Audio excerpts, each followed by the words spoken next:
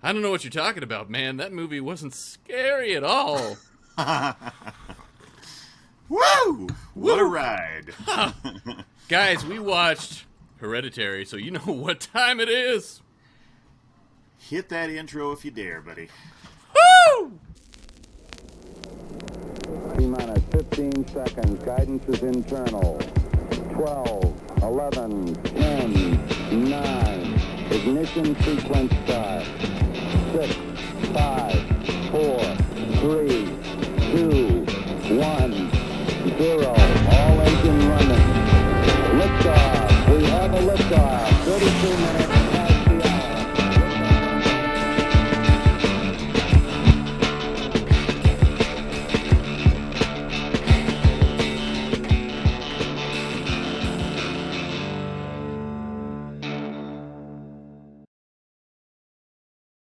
Alright, everybody, if it's your first time joining us, welcome. We're two dads who love all things fandom, from Star Wars to Star Trek, Marvel to DC, and Middle Earth on down to Westeros. We love it all, and we want to bring all of our insights and love of all things nerdy to you, our viewers.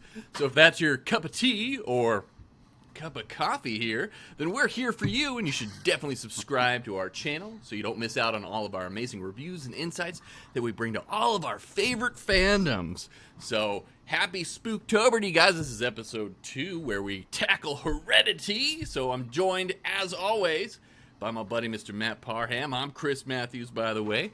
So how's it going today, buddy? Well, I'm a little tired. Didn't get much sleep this weekend after watching this movie, but we'll get all into that in just a moment. How are you doing? Oh, jeez. Yeah, I'm doing pretty good. So got to watch it late last night in the pitch dark with my headphones on, so I got the full experience of this movie. So we watched full experience of Ted Bundying it up. We've got the hairstyle going as well. Does this look like Ted Bundy? You look just like Will Ferrell as Ted Bundy. All right, cool. Hey guys, checks in the mail. Yeah, this is nice. So yeah, this is actually my bed head, if you guys didn't know. So this is just all natural. And if you guys subscribe to the channel, I usually mention this at the end of our episodes, but if you subscribe to the channel, if we get to 100 subscribers coming up here, then my daughter is going to be shaving this mess. So yeah, how's she going to find the scalp under all that? I don't know. She's also going to be wearing the helmet, the armorer's helmet on there. So it's going to be an interesting experience. Be looking at you through this to try to shave that head. I know, right? So yeah. It's gonna be a wild ride, guys. So definitely check that out when you get the chance. So what did we watch here for our Spooktober episode 2? We watched Hereditary, directed by Ari Aster and also written by Ari Aster. So this came out in 2018, so it's 4 years old. But this is one of the scarier movies that we're able to find. We're trying to find the scariest movies we can find for this Spooktober season that we're doing here. Yeah. So let's dive right into it. As always, guys, I looked up the Rotten Tomatoes scores. I do this all the time, if you are a regular viewer. And so Hereditary got a 90% from critics and a 69% score from audiences. So yeah, looking into that. Yeah, I dived a little deeper, as always, as well. And out of that 90%, most critics gave it, 343 critics gave it an average of 8.3 out of 10. Mm-hmm. So then we got I love when they have like the audience score too, because oftentimes casual viewers and critics will like certain things or dislike certain things, and it's not always the same. As this movie shows, 90% of critics like it, 69%, didn't, or 69% of people did as Only a critic. 60, right? Yeah. And I can't talk right now. So here we go. Let's pull up that one. And so for the audience score, they do a little differently. They do like a 5-star rating. So it's a 3.6 out of 5 stars for audience member, and that's 10,000 ratings from general audiences out there. Yeah, so pretty good indication of what the general movie-going public thought of it. Right? Exactly. So let's go dive into what these two dads thought of this movie. So what'd you think, brother? Well, I could see why a lot of people might not like this film. You Me too. have to you have to kind of go into it with an open mind, but also knowing, and Chris knows this because I already sent him a message about it. Like, look, if if you're not wanting to watch this with anybody that's on the fence about horror movies, this For isn't sure. the one to introduce them to No. the genre. This isn't the one to convince your friends out there, oh no, watch this movie and is the it'll one. be fine. It's not a fun horror No. movie. And for you guys out there, this is going to be our spoiler-free section. We'll have a spoiler section in a little while, so if you haven't watched the movie, this will be our recommendation whether or not you should watch it and whatnot. So just wanted to get that out there. So. Yeah, so what I started equating this to, because I was talking to my wife who hates scary movies, and I was telling her, definitely, you wouldn't have liked this one either. Oh, so but she didn't watch it with you? She did not. So same experience. I just watched it by myself, alone in the dark, and it was the perfect way to experience this movie. Absolutely. I think there is something is missed when you don't get to experience in the theater, though. I will say that. Like, this movie definitely could have been viewed in the theater and got that full weight of every time there's a scare, the screams that come at you from all sides would have heightened the overall scare factor here, I'm sure, quite a bit. But watching it at home was very effective. Scared me to death. But I would say it's different than a movie like Scream. You watch the first Scream, sure. and to me that's more of a fun horror movie. Yes, it's scary, and yes, there's a lot of grim stuff happening, and it's violent. But ultimately, it's just kind of a parody of horror movies of the past, and kind of shows its love for the genre. This movie is not trying to make that case. This movie is not trying to be fun at all. From the music to the performances to the script, the story, everything is disturbing. If I could describe this movie as anything, it's definitely disturbing. So if you're not into scary movies that have a disturbing factor to them, and I'm talking about awkwardness, off-putting music, scenes shot purposefully off-center, just all sorts of little things that they did to make this a disorienting, disturbing experience. If you're not into that kind of stuff, then I don't think you're going to like this movie either.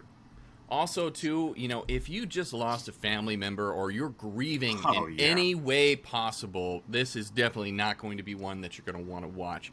And I kind of was struggling before we started recording here, Matt, on what we should actually talk about in this spoiler-free section. I really don't want to give too much away as far as the story goes, because I went in cold. I think you went in cold. And I think that's the best way to go into this movie. So I don't want to even give a whole lot of detail before the spoiler section here for you guys. But if you do enjoy horror movies and shock value and things like that and spooky stuff, and then I think that you will very much enjoy this movie. It's right up your alley. If you like ghost stories and stuff like that, you're definitely going to get something out of it.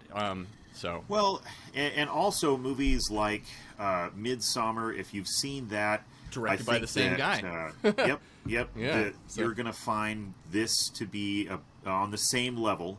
Yeah. I think that just seeing both movies now, that this one was definitely scarier than Midsommar. Again, Midsommar is more on the disturbing end of the horror genre. It's not to the degree that something like Saw goes. It's not torture porn like some people call it. Or gory. Well, I mean, there's a tiny bit of gore in this. Yeah, but, there's definitely violent scenes. There is a Shock little bit values. of gore. But overall, I would say that what's going for this movie the most is that all of those different types of elements that are usually in different types of horror movies are balanced here pretty well. But it does include all that stuff. So like you were saying, Chris, if people are, have recently gone through a horrific moment in their life, this is probably not a good time to be viewing this movie. Yeah. For the overall experience, though, I would say that I liked it because it scared me to death. and Yeah. I did not like it because I actually hoped it would be a little bit scarier. This is not the scariest movie that I've ever seen, but we'll get definitely into what that means in the spoilers section. But I can also see that maybe what some audience members out there did not like about this movie is that it takes a little while to get going. There are some horror movies that start right off the bat with the first murder or first grisly thing that happens.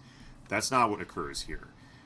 You have to get to know the characters a little bit, and things get going about a third of the way into the film. So if you're not into that kind of stuff, again, this will not be the movie for you. That would be the only thing that I would say. I'm not going to give away plot points, but if I was going to tell people that we're just going into this movie fresh what to expect, it's don't expect much to happen aside from character building in the first third of the movie. What about you, Chris? Yeah, I think that that's a good expectation to come into this with, but I think a lot of good horror movies actually have that as their formula. You get into the movie, you get invested in the storyline and the characters, and whatever the supernatural elements or the horror elements come in with it, in a third of the movie. That's when they usually start to develop that. So it does go by that formula very much. So expect that. Expect a little bit of world building here, a little bit of characterization, which is great. Which is one of the things I love about this is the characters are very well developed.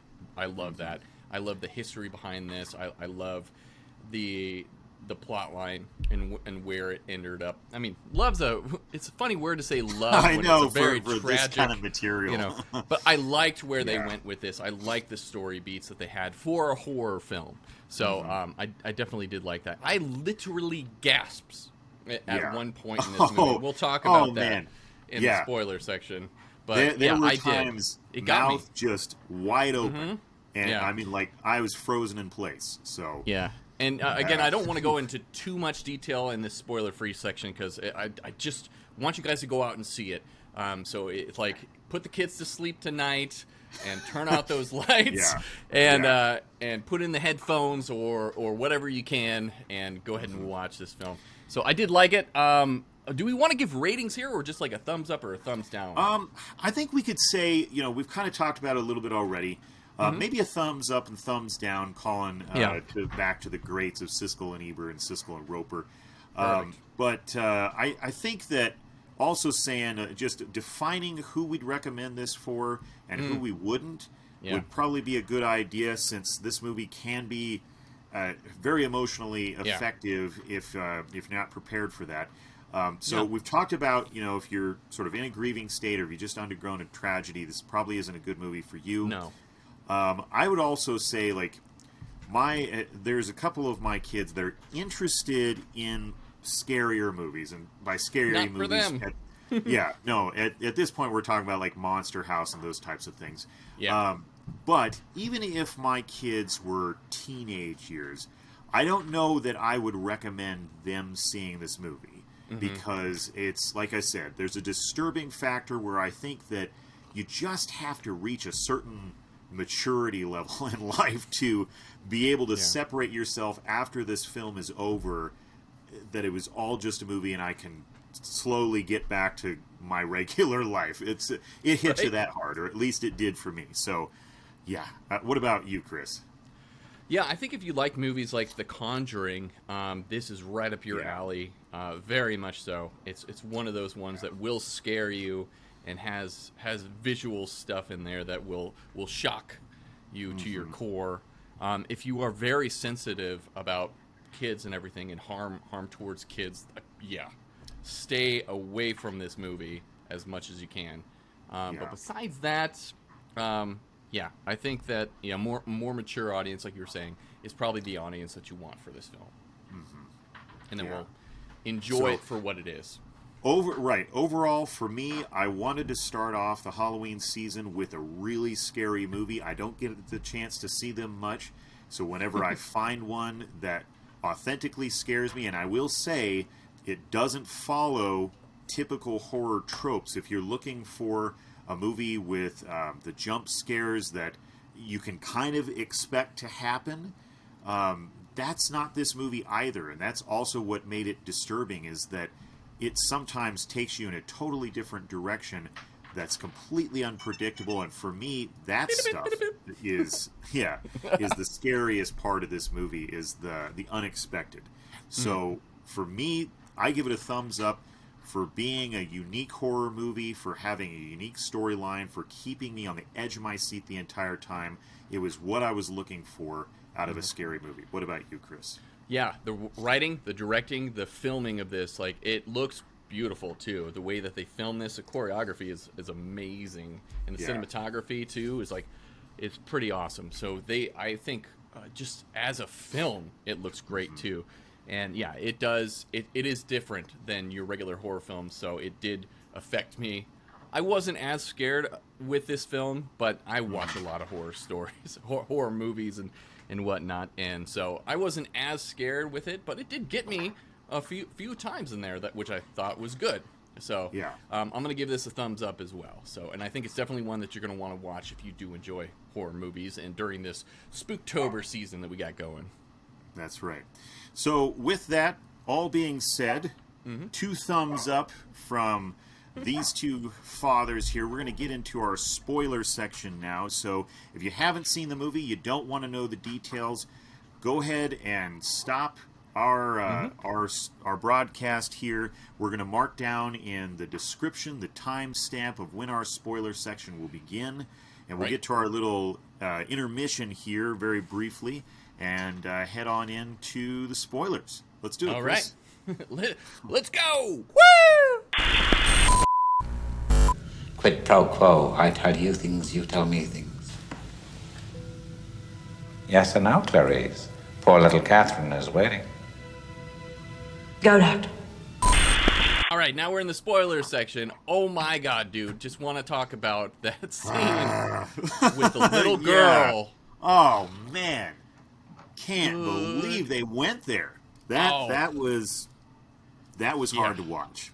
That was pretty. I mean, it was. That was the gas factor for me. The foreshadowing of her snipping off the pigeon's head. Yes. Was. I mean, that in it itself was like, what the hell is going on? Like, this all about?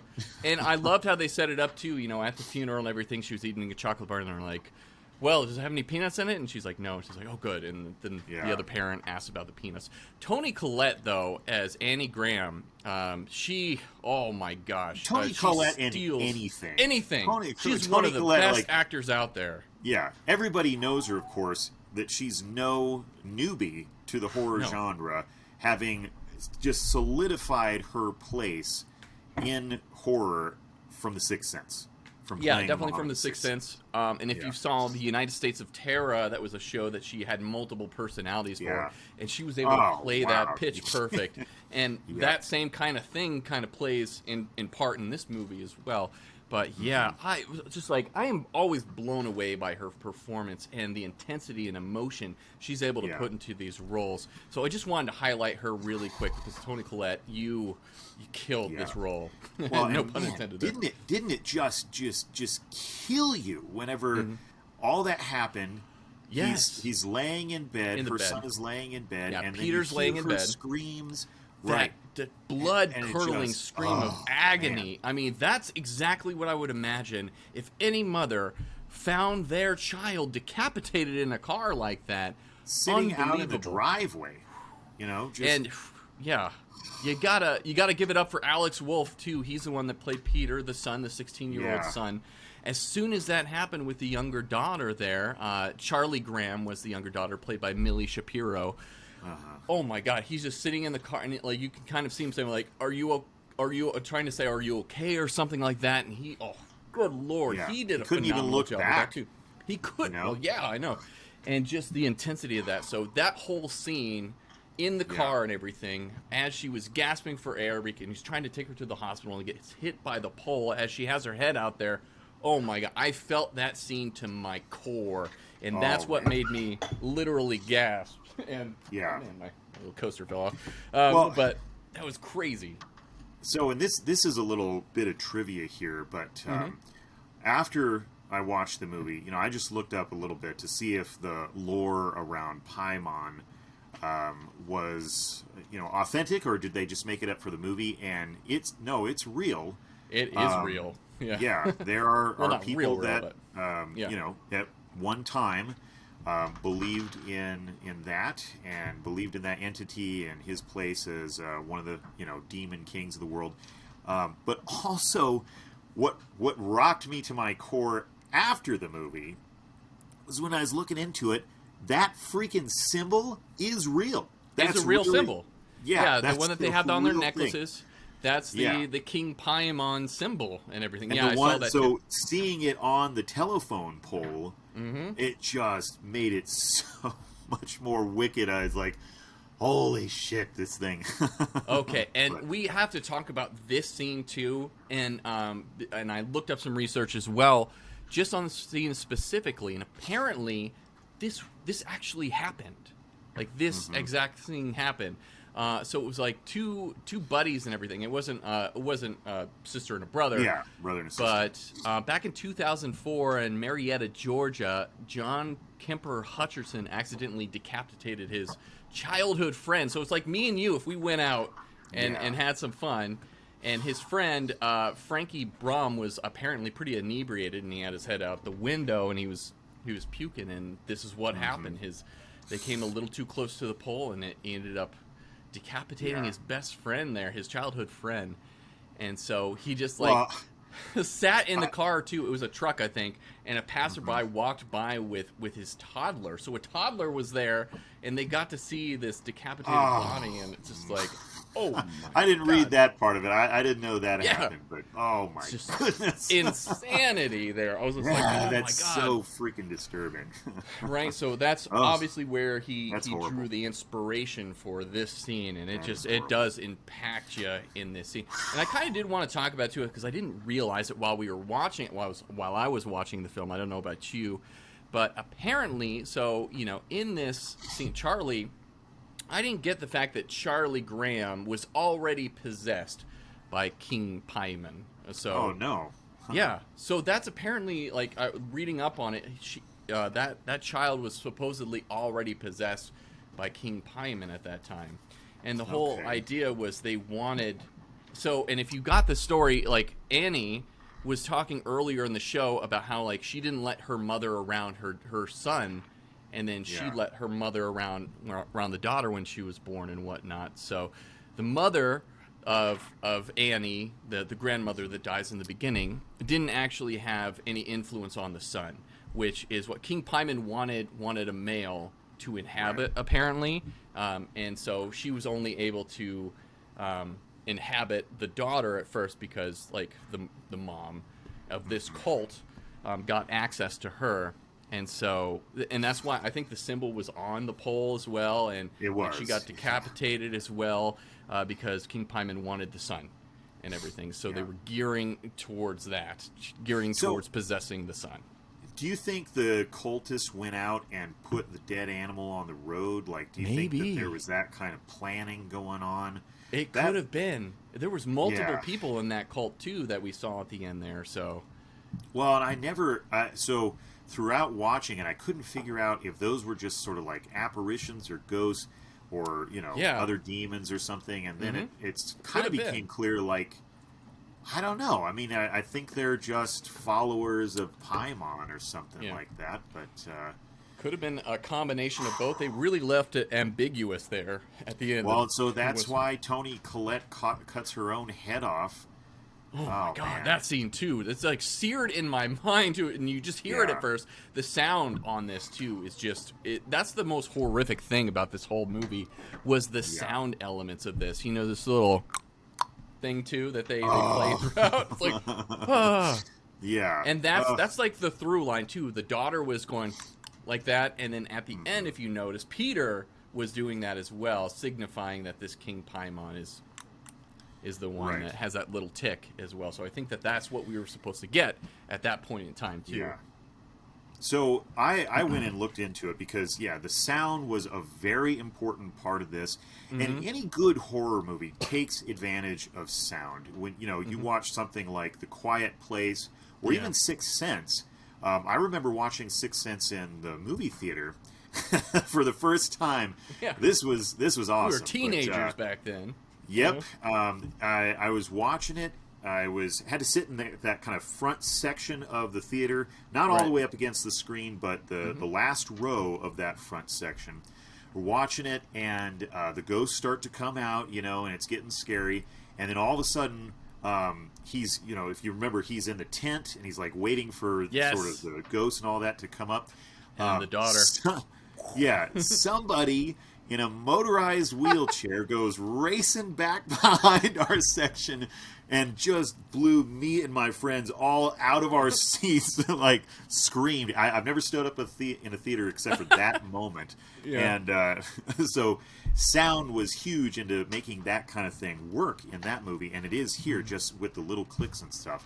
I went looking for like who was responsible for this, and there's just so many Foley artists and assistant sound editors and a whole bunch of people. So we can't name all of them here. There's just too many, but the sound department did an amazing job on this film. Hats off to you guys out there. I also very much appreciated the depiction of ghosts and paranormal entities in this. I think that they did their research for sure, because if you look at any eyewitness accounts from people that say that they actually saw ghosts and things, these are the type of things that you see.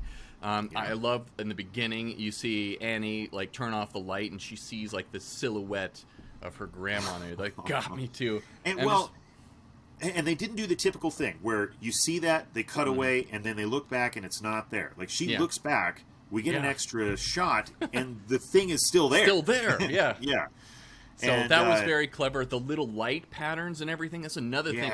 I've never seen them actually do this in a film, and that is definitely something that we see. And I was thinking, whenever you go to a haunted house, you see those videos of orbs and whatnot too. Right. So it's kind of very similar to that, and I very much appreciated that type of depiction in this movie. Once again, reminded me of The Sixth Sense with the little shine in each of the pictures. That he was seeing, or that Toni Collette was seeing when she'd look at pictures of Haley Joel Osment. So true. I can kind of see that. So I don't think Ari Aster was attempting to pay homage or something like that. I think it was just they happen to have some similarities. But right. But yeah, this movie set itself apart, man. I mean, and they definitely wanted to Ari Aster, or Aster, as I guess. Aster, I think you're right. Ari Aster, he definitely wanted to make a film. He didn't want to make a horror film. He wanted to make a story about a family that was grieving and everything. So that's the basis of this movie, and he definitely pulled it off. And like we were saying, in that first third of the film, he doesn't really have to do too much with the paranormal. It's about this grieving family that's just experienced so much. Especially Annie Graham, her father died from starving himself to death. His mother was never really there for her, and it's just like, oh my god, the tragedy that this woman has been inflicted with her entire life. It's just awful. Well, I was trying to figure out what they were saying the connection was there, because her brother hung himself, her father starved to death. We know that Paimon needs a male, and there wasn't one. Yeah. Because of all these things. So is a similar fate, is that what's in store for Peter as well?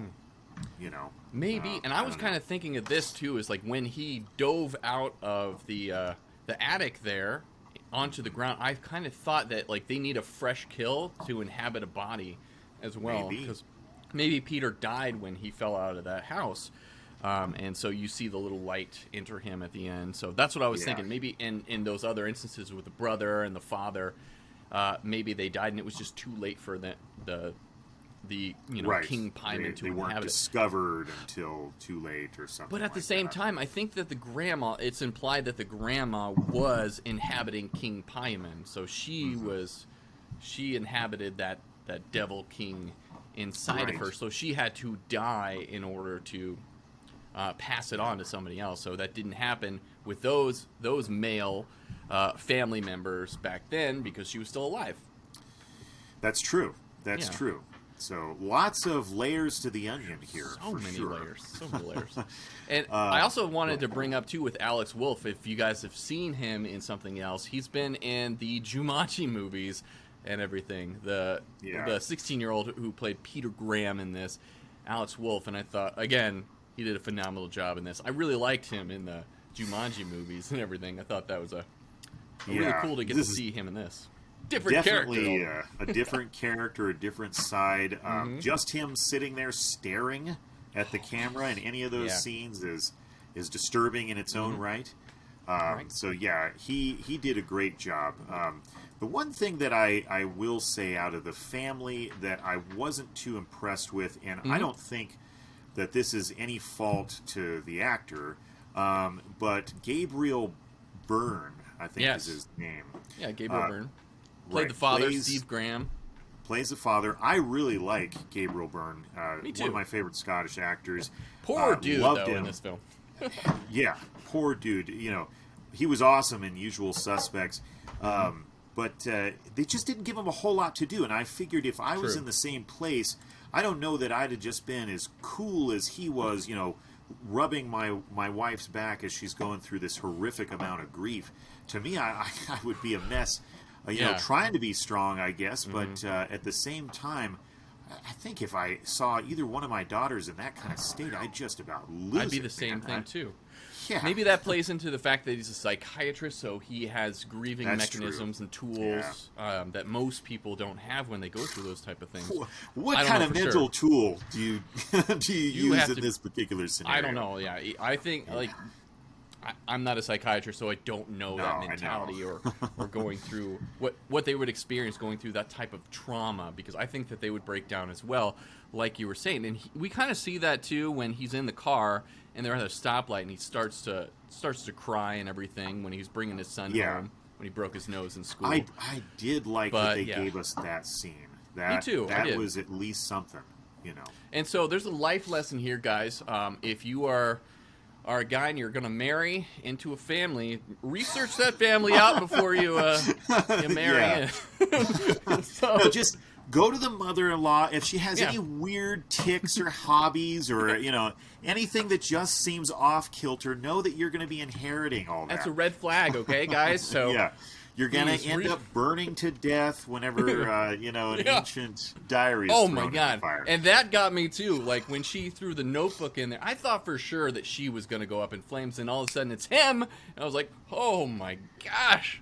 Well, so I thought, and this is disturbing as well, I thought she was trying to convince her husband to throw the journal in the fire because she knew it would kill him, because she already tried to burn it and saw herself light on fire. So I thought she was trying to convince him to do it so that he would be the one. Like, she knew it had to be destroyed, but she didn't. She wanted to protect Peter, and that's so not she what was I was getting.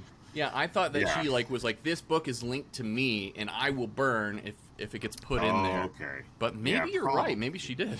But I think at that point in time, she was the one that was possessed by King Paimon. So so she maybe switches on and off. You know, once that happens, real quick. That switch is so creepy too. I love the first seance too, when she went to her friend's little apartment, everything too, when she was trying to talk to her grandchild. Do you think that she actually had a grandchild, or this was all a ruse?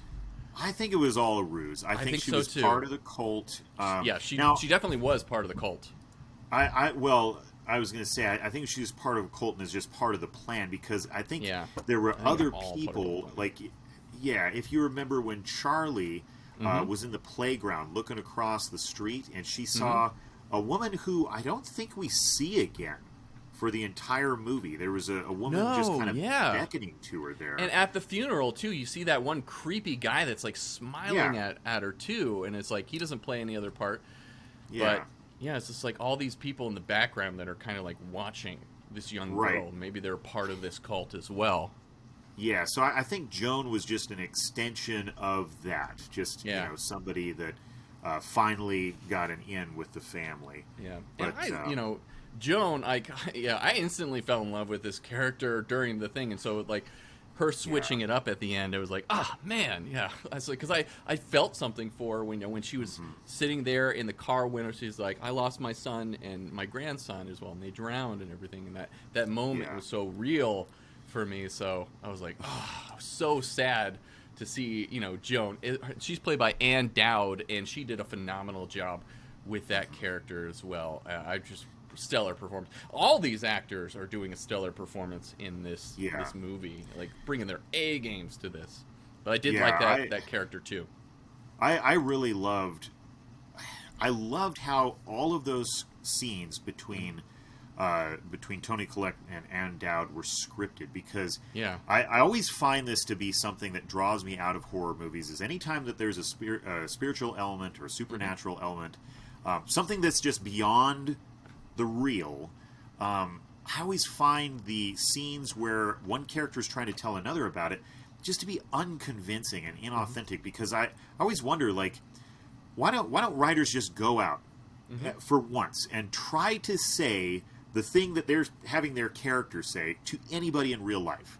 There'd just be no way that, I mean, say that I came and called you one day, Chris, and said, "Oh my gosh, I'm contacting the dead." Yeah, Like, there is I know, just this sounds nothing crazy. I could say, there's no way that I'm going to convince you. But I love in these you're my scenes, best friend, so I might. I mean, I throw you a bone. might convince you that I believe it, Yeah. but I don't know that I'm going to convince you that you believe it. That I can, conjure up a dead person here on my table. But what I really loved is that they put so much repetition in those scenes. Like basically, the character just insists their will on the other. And Ann Dowd really delivers this, and she just keeps grabbing grabbed Toni her Collette's shoulder arm. Yeah, and just arm. like, no, just stay with me. It's real. I know sounds. And Toni Collette's like doing what most of us would do, smile and kind of laugh. So like, organic. This is to a what you would joke. actually, Or it felt exactly like I would assume one of those conversations would go. It was one of my favorite scenes at the car. Yeah. And then whenever they go to Joan's house, I was like, man, that seems just exactly like what it would be like until the moment that the glass moves on its own. And it wasn't any kind of stupid little slight move. It was like that thing really did its own number there. It felt real. It felt like that's how it would go in real life. And whenever that kind of stuff happens, I'm just sucked into the movie. I'm right there with them. One little critique I had, though, in that scene was the chalkboard. I kind of felt like the effect on the chalkboard was it was a little. It didn't do it for me, so I was drawn out a little bit from the chalkboard. I was like, okay, that's going beyond the pale for me. So it felt like a magnet, right? It felt like there was a magnet under the chalk. Because I was thinking the same thing. Like a ghost wouldn't do the lift up the chalk to start the next letter. They would write it one continuous line. Like, no, come on, that's a magnet. I felt that was a little much, so I think if they would have left that part out, I would have been a little bit more realistic for me. So that one little critique in there from that, but all of this. Something interesting I wanted to bring up, because you alluded to it at the beginning of the show here, that we are looking for the scariest movies that we can find to review this month for Spooktober. And there is an element of science to that now. I looked into this. I found a very interesting study. Science! Yes. Done by these guys over at Gigacalculator, sorry. And what they did was they put out a survey to over 2,500 people. And they said, okay, list off the top 10 scariest movies that you've ever seen. A little over 2,500 people did this. And then they took and good compiled... sample size. Yeah, good sample size. They compiled the top 10 most mentioned films from all those surveys, and they made one top 10 list. They then took 150 people who had never seen any of these movies. They strapped chest monitors to them to measure their heart rates, and then they monitored their heart rates for the entire experience and had them watch all 10 films. Now, I doubt it was 10 in a row, but they then took that information and said, okay, which of these films is the most heart-racing horror movie ever? And Hereditary was number one. Kept people at an average of 115 beats per minute throughout the whole thing. Wow. Yeah. So, crazy that there is some research to this. The next movie down was Saw. The Babadook, which I have not seen. Ooh, I haven't seen that kept one either. people at 110, so it was a pretty good list. But one of them that we had talked about, Insidious was on there, A Quiet Place was on there, It, and The Exorcist were all on there as well. So if you haven't heard of this study, check it out at gigacalculator.com. That is awesome. So, yeah, thanks for bringing that up. Yeah. And the last thing Yeah. I kind of wanted to bring up about this movie is, we have a lot of stuff that's filmed in Hollywood and not a lot of things that are filmed outside of that area or in Canada. Canada's another big place where they like to film stuff. But this movie was actually filmed in Utah, if you can believe it. So I love it when films do this. They did this with Shawshank Redemption too. They go outside of that. Now I love the idea of them filming stuff throughout the United States because that actually brings a lot of economic prosperity to these areas too, and they get to build this up, and it's really cool when they do this. So, and it presents a different landscape and a feel for these films as well. And I love the look of this film with the house. I was like, I love that house, man. I wish I could own that house. It had a beautiful setting and everything. Gives you something different than we normally see. So they filmed outside of Hollywood. Very much appreciated that. It was probably due to the fact that they could probably film for cheaper in these locations, cut costs and whatnot. So really good. It was shot in Summit County, Utah. And the cemetery scenes were filmed at Larkin Sunset Gardens in Sandy, Utah. So, and the school scenes were shot at an actual high school in West High School in Utah State that's the Fair real Park. one. So it was really cool. I love it when they do this and they actually film on real locations. It gives it another level of authenticity, and it keeps me engaged in the movie. So well done with that. So, do we have anything else to talk about before we rate this? I don't think so. I was going to say all this effort that went into making this movie as good as it was for a horror movie makes me excited to hear what your rating is going to be for this, brother. What do you got? Absolutely. I think for this movie, like I said in the pre-spoiler part, I love the writing. Just how they filmed this was beautifully done. As a part of the horror as well. This got me. This really did get me. I wasn't too scared with this movie, but once again, I've watched a lot of scary stuff. So, but it did get me in a couple of instances, and I very much... There's a scene that's burned in my mind with her sawing off her own head. Oh my God, I can see that very clearly right now as I'm talking about it. So for me, as a horror movie, I'm going to give this one probably an 8 out of 10. It was very scary. It's not the scariest thing I've seen. Very much enjoyed it. The writing was beautiful. They did a great job with this movie. How about you, brother? Yeah, I agree with all of those points. And I will say, same as you, that it's not the scariest movie I've ever seen. For me, I know what that movie is. It's The Thing. John Carpenter's The Thing is the scariest movie that I have ever seen. I have trouble watching it even now. Nice. But, I saw it at a time and place that I think fit the audience needed for that movie. I was very much... I was at a younger age and all that. So the effects, even though they're dated now, they still get me.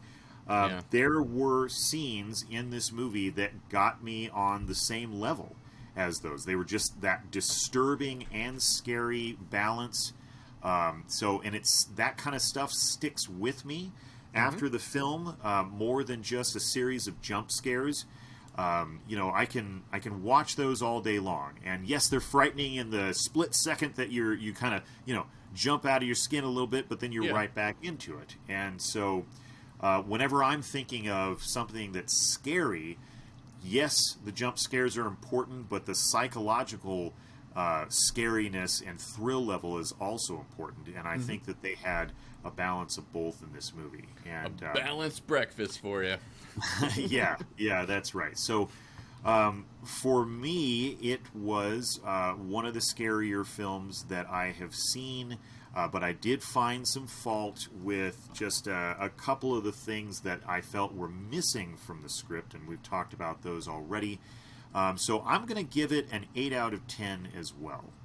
Nice. So 8 out of 10 for Matt and 8 out of 10 for Chris here. So we definitely recommend you watch this if you are into horror movies and whatnot. So it's a nail biter. Yeah. Won't be the scariest thing that you see, but it will be pretty. It'll be lasting for sure. It will be. So yeah, this was a good one for us to watch here on Spooktober for sure. So what are we watching next on Spooktober?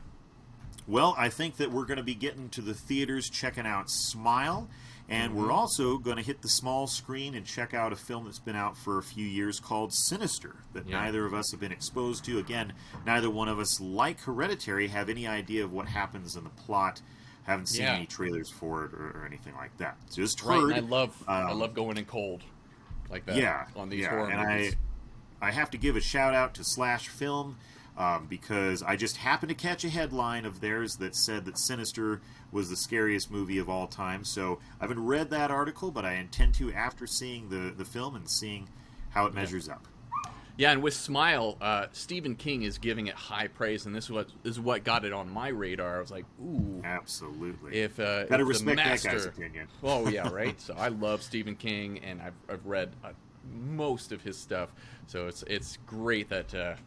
He's commenting on this stuff. I think he's pretty lucid now, so he's no more into the drugs and whatnot. So he has high praise for Smile, and it's supposed to be really scary as well. If you haven't seen that, go out in the theaters, go watch that, because we'll be tackling that one next Sunday for Spooktober. So it's been a lot of fun. Do we have anything else to say before we get out of these lands of the spooky and supernatural?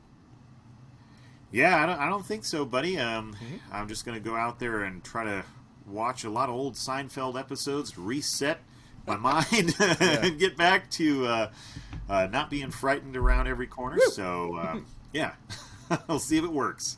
All right, guys. And if you want to see something really scary, subscribe to our channel. And if we get to 100 subscribers... I'm going to get to shave my head here. Actually, my daughter will be shaving my head, so go ahead and subscribe to this channel. We're a small channel. We're over 40 subscribers now, so we definitely thank everybody who has subscribed so far. I'm glad that you have given us the chance to be here and entertain you and to join you in these fandoms. We really appreciate all your support and help. And, yeah, from our families to yours... Have a good one. Adios. Ha!